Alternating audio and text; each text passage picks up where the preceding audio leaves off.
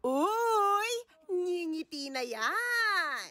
At last, matapos sa matinding serve ng tinaguriang Queen of Death Stare na si Jenna Ortega, napangiti natin siya.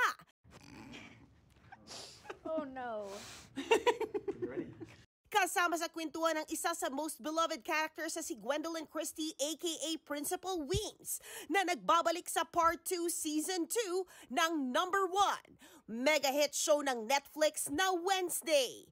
Isa raw si Jenna sa inilaban ang pagbabalik ni Principal Weems na akala ng marami ay nawala na kasabay ng pagpanaw niya last season.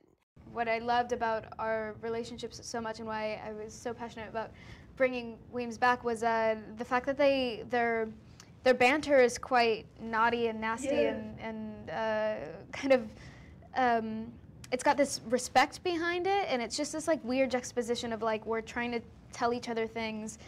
Alam nyo ba na at 22, si Jenna ay producer na din ng Wednesday?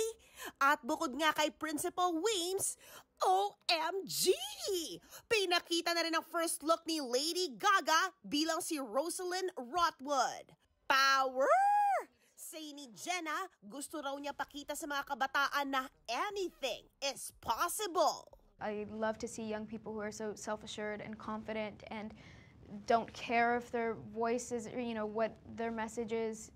It doesn't have to relate to anybody else's, just as long as it's coming from them and from a real place of passion and honesty. And very bling.